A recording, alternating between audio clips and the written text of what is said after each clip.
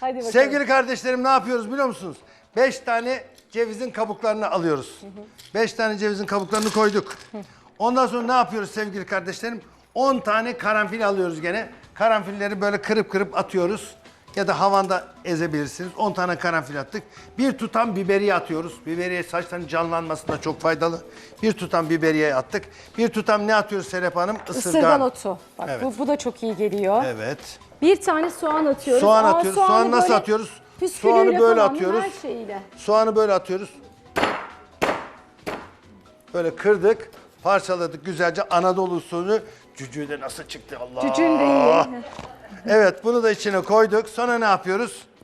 Soğan da koyduk. Bir avuç kara üzüm atıyoruz. Kara üzümleri de atıyoruz. Bir Tamam. avuçta kara üzüm atıyoruz. Kara üzüm de attık. Sonra ne yapıyoruz? Yoğurt suyu koyuyoruz. Çok önemli. Yoğurdun suyu çok önemli. Probiyotikler de var içinde. Koyuyoruz. 3 diş de sarımsak koyuyoruz. Dur, burada parantez açıyorum. Eğer dışarıya bir yere çıkacaksanız cumartesi pazar yapınız bu sarımsak atmayı.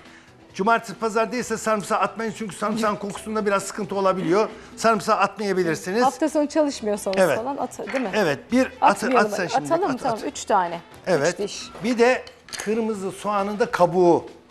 Güzel böyle bir kızıllık veriyor, bir enteresan bir şey yapıyor. Bu da çok faydalı. Hani o saçlarınıza bir şeyler yaptırıyorsunuz. Ne diyorsunuz ona? Balyaj, röfle onlar İşte- mı? işte Ha, onun gibi böyle ombre. böyle bir oryantallik veriyor. Oryantallik. Yanar döner.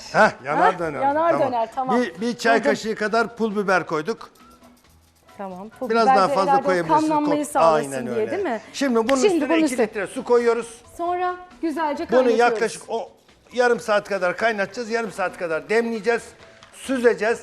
Bunun suyunu ılık ılık saçlarımızın diplerini böyle bastıra böyle masaj yaparak süreceğiz. Evet, sonra da şöyle tarayacağız. İyice saçlarınız böyle vıcık vıcık olacak yani. Sonra hafif tarayacaksınız. Ondan sonra da güzelce bir toplayıp bir bone En az geçirip bir bekleyeceksiniz. 2-3 saat beklesin Bravo. değil mi? 2-3 saat beklesinler. Sevgili kardeşlerim, 1 ay, 1,5 yapıp da çok dua eden kardeşlerimiz var. Doğru. Saçlarını fotoğrafla çekip bize ispatlayanlar var. Hadi Bak renginde kaynatalım. renginde değişiklik oldu diyenler var. Sakın ola ki ihmal etmeyiniz canım kardeşlerim. Bunu da güzelce yapınız.